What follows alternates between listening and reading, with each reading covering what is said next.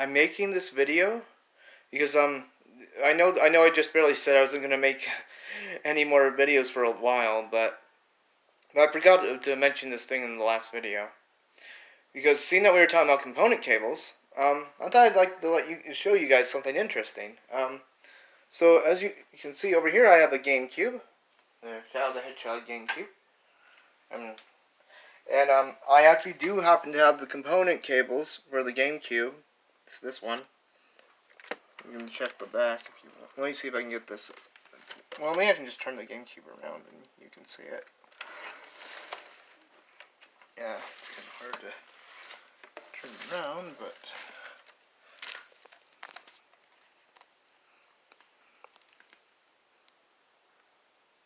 there we go. See, there's where the Nintendo 64 kind of input goes in.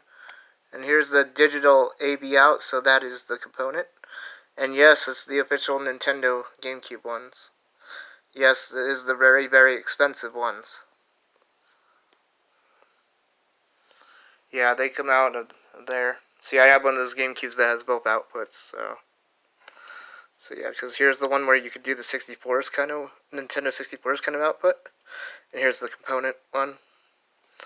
So, yeah, it's plugged into that. So, inside this GameCube, I actually have a Game Boy player disc, because I do have a Game Boy player attached to the bottom of this GameCube. Yeah, the whole reason I bought it is so I could play the Game Boy player on the TV. Because I can just play my GameCube games on the Wii, I don't have to play them on the GameCube. So, even though, yes, I know I'd get better picture from the GameCube. Now, so I'm going to show off something on this. But when I do, there won't be any sound, because, here, take a look at this. The GameCube component cables, if we go down to this thing, I have them plugged into this. See, they just have green, red, and blue. They don't have any audio cables with them. So you actually have to use the composite audio cables to get sound from the GameCube, which is interesting. Because I thought you could just use the GameCube component cables, because that's how the Wii ones are. But no, the GameCube component cables just have the picture. It's these cables right here. Green, red, blue. So, but anyways, that's not the point of this video. The point of this video is, I found out something kind of cool that you can do with the GameCube. You know how you can hold B when you're starting up the GameCube to go into progressive scan mode? Well, here's something I want to show you guys. So first, I'm going to go ahead and turn on the GameCube. It's like this.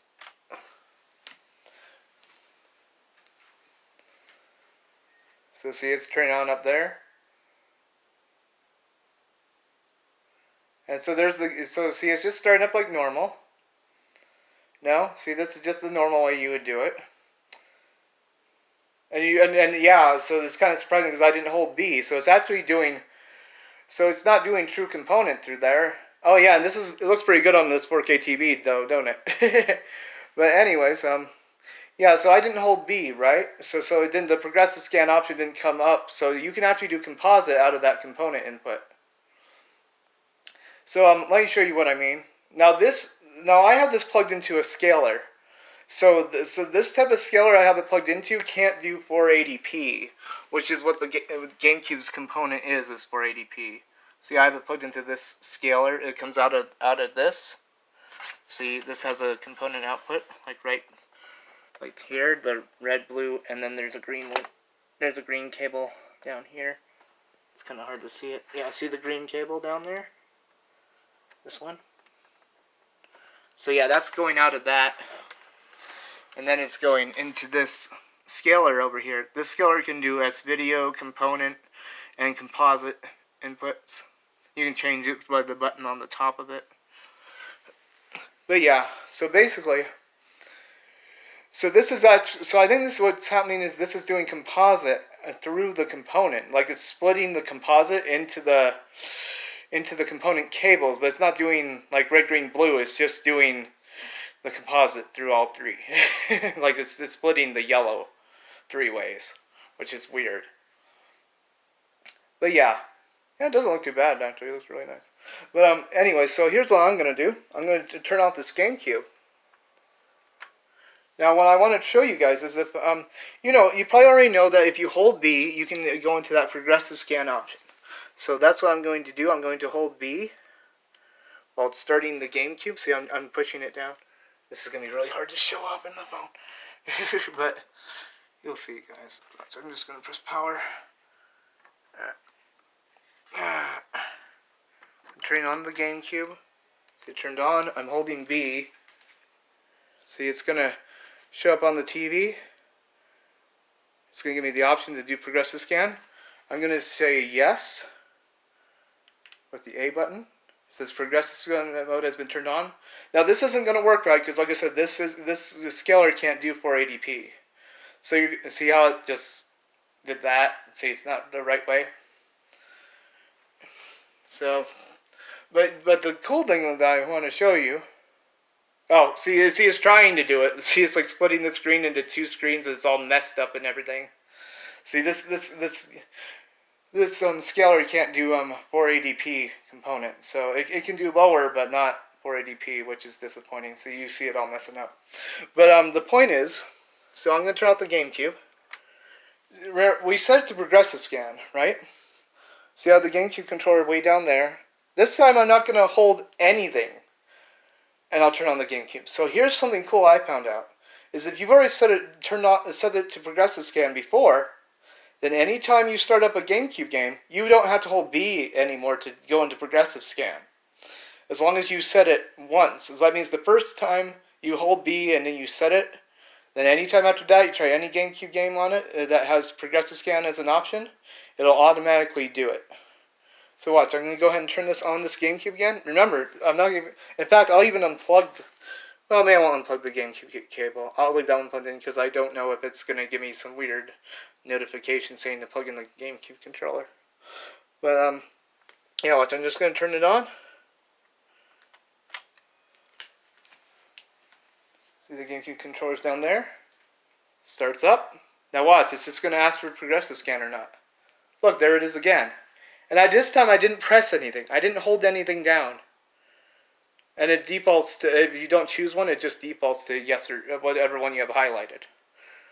So it's still going to be all messed up and everything. But the point I'm trying to make is you don't have to hold down B anymore after you've done it the first time. Now if you set it to no, then you will have to hold B again. But when you don't, you can just turn it on each Gamecube game and you don't have to hold B every time. Because that was one of the things I was mainly worried about with Gamecube component cables. I was worried I was going to have to hold B every single time I try a game that has component. So, yeah. So as you can see, you don't have to hold B every time. So that's pretty cool. So let me also prove that this really is a Gamecube component cable, because you guys might be thinking, well, that's just because you're trying to do progressive scan through composite, and that's not what I'm trying to do. Here, let me show you. Because, watch, I can go get a, composite cable for the Gamecube, or even Nintendo 64. Because I have, like, a bunch of S-Video composite cables for the 64 now. So I have, like, one over here. Let me see if I can figure out which one of these it is. So I have, like, a bunch of these now, which I didn't mean to get so many, but I did get a bunch of them. But yeah, so here you go. Here's a Nintendo 64 composite input. See it? See, it's got the cables. Okay. So I'm gonna go plug this in, and you'll see that sorry, I'm trying to get over here without stepping on everything and breaking it. God, that was close. Yeah, I like tripped on the Wii's cord over there, but I think it's okay. Man. But yeah, I got the Nintendo 64 cables, or S-Video cables, and they work with Gamecube as well. Now, obviously, I'm not going to plug them in, because it's going to be a lot of work to move around everything. I mean, I'll plug them into the Gamecube, but I'm not going to plug it into the TV. So I want you guys to see that I actually do have the component cables. So, let me turn around the Gamecube. Again, just like we did earlier.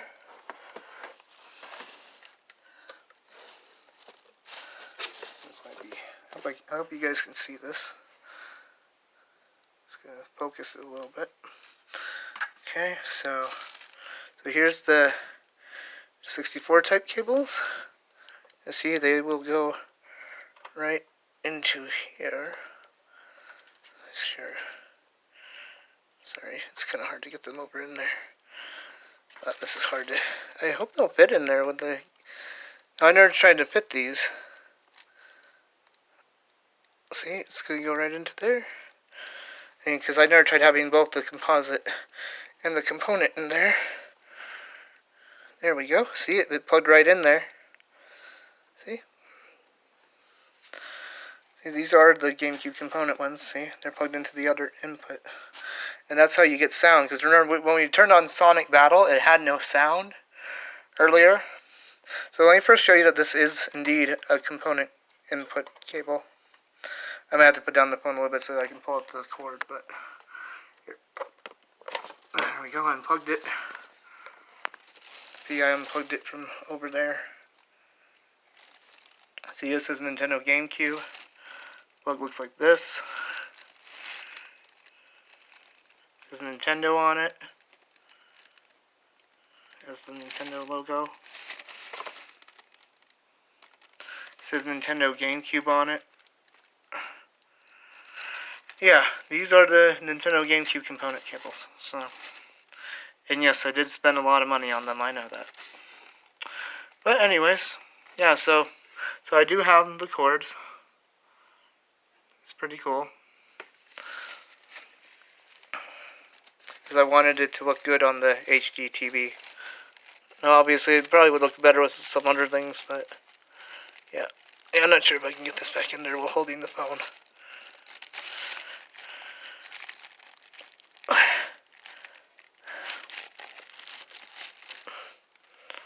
Okay. Just going to push it in the rest of the way.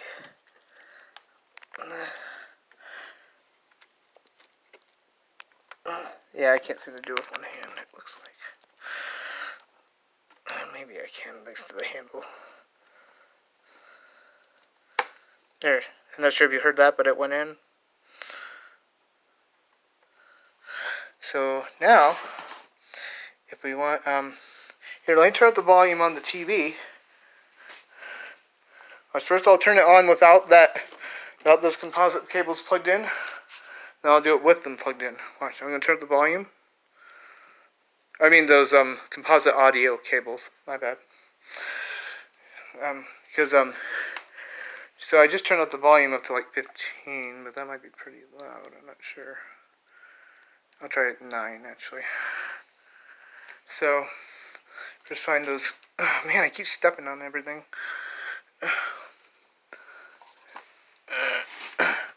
So here's the composite cables.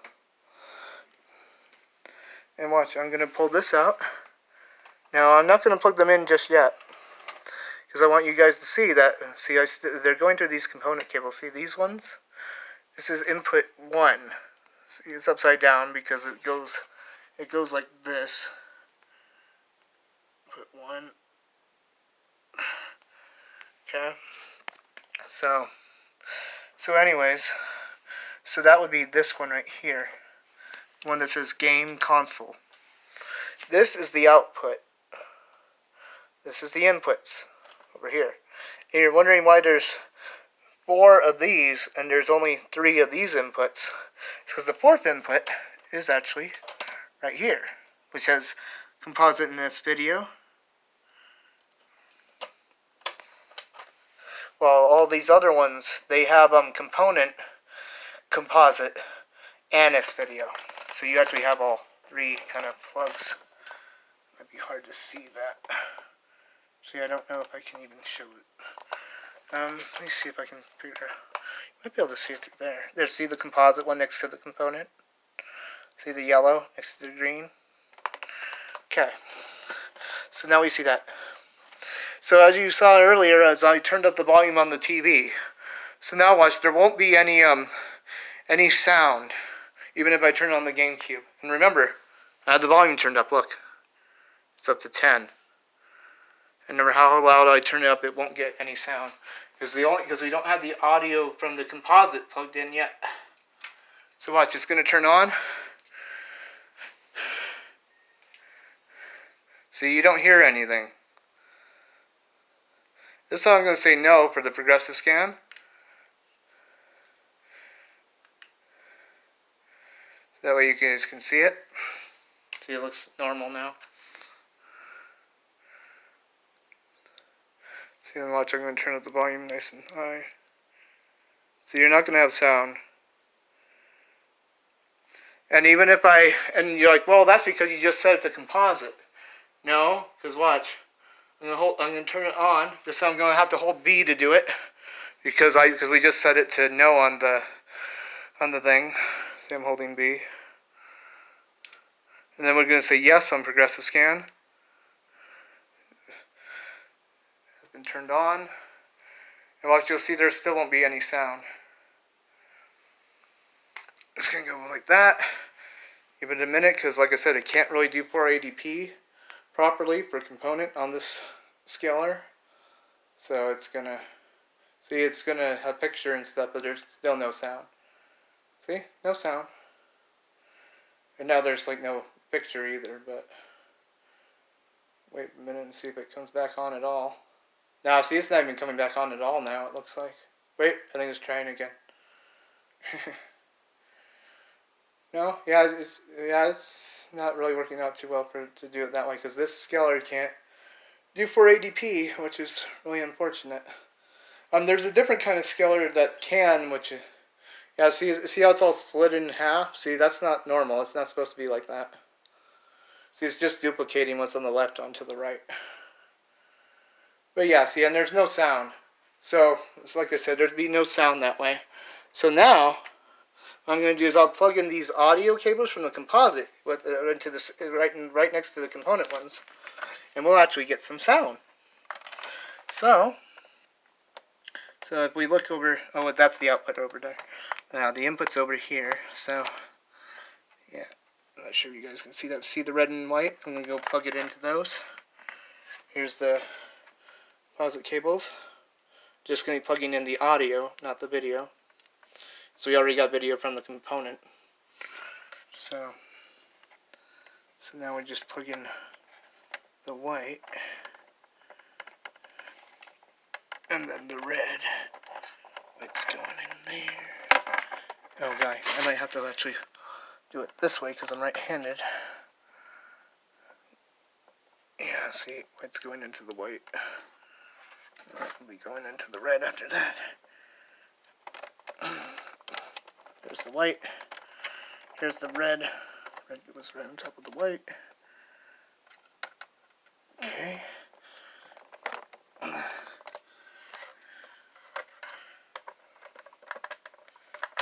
it in the rest of the way. I think I got it. Nope, it wasn't in all the way. Okay, now it is. See, that plugged them right into there. So now we got audio. So yeah, see the composite video isn't plugged in there. There is this video. And then turn on the Gamecube this time. I'm going to turn down the volume a bit because it's probably going to be loud. Oh yeah, especially if it's at 30 something. I'll put this at like 9, and I'll turn it up as needed. So there you go, it's at 9. I'm going to turn on the Gamecube, and this time we'll have sound.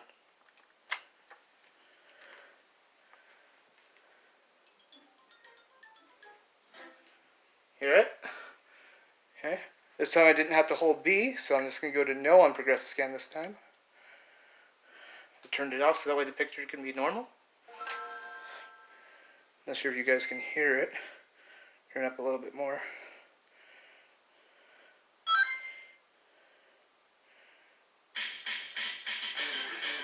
Yeah, see, it works.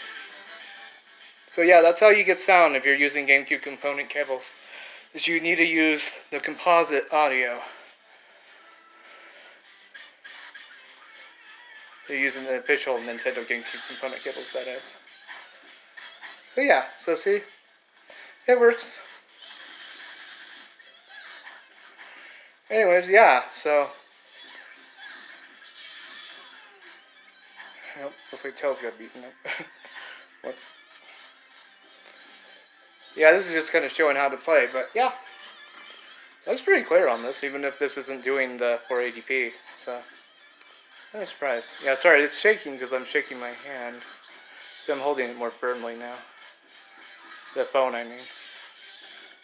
So yeah, so that works. That's what I wanted to show you guys, because we were talking about component cables in the previous video, so just want to go more off of that because I didn't even mention that. So yeah, I've got the cords and stuff needed for the GameCube, so which I mentioned I was missing in other games. And you're wondering why the Nintendo 64 is turned like that? It's not because I hate the 64 or anything. It's because I've been having to unplug this cable and switch it with other cables to see what looks better on the TV. This is a monster cable. I did finally get one. Unfortunately, I still don't have a FrameMeister, so it's still not going to look as good as that kind of scaler. But yeah. Anyways.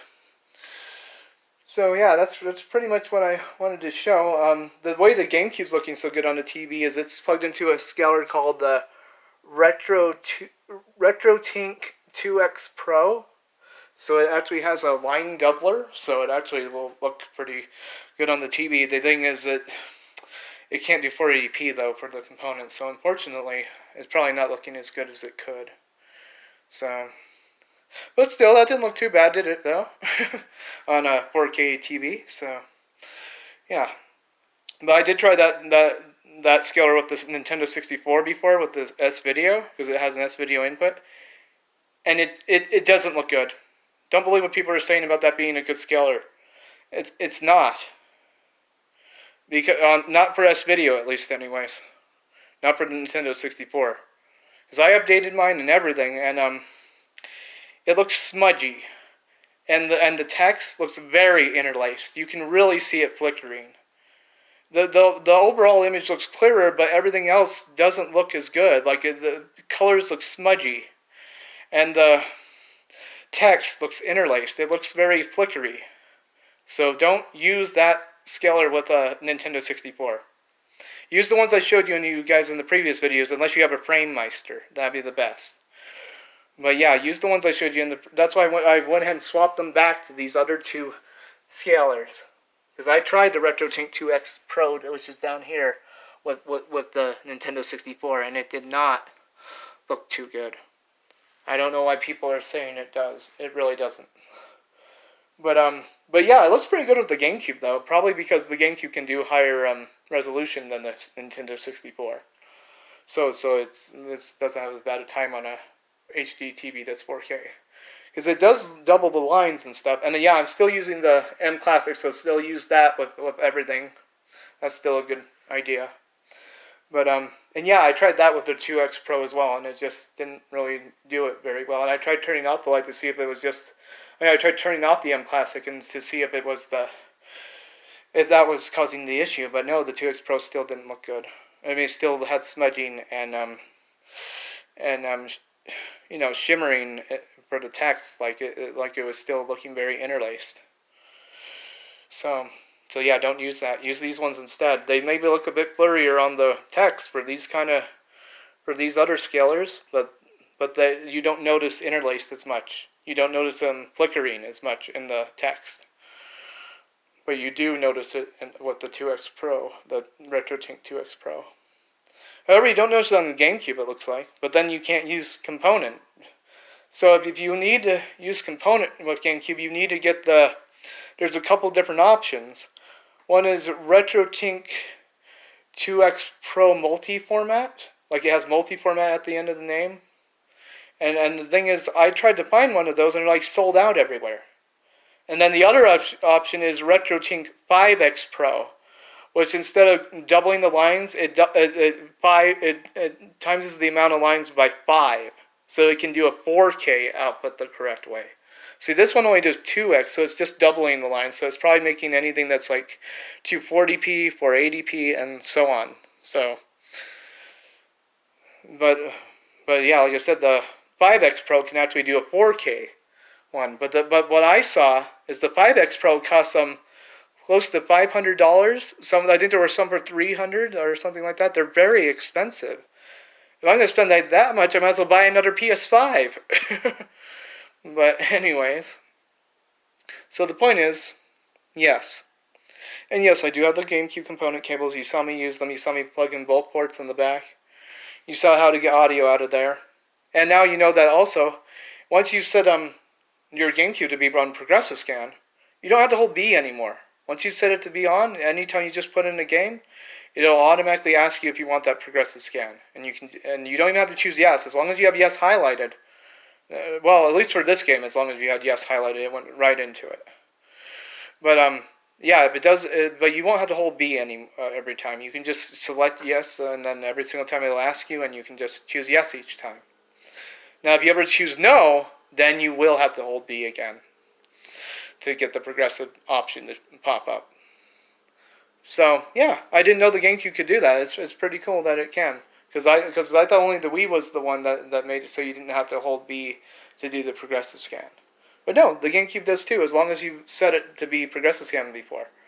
So, yeah. Now, if you have a game that doesn't do progressive scan, which is like very rare, it's probably just very certain regions of GameCube game. I think all American ones actually can do progressive scan.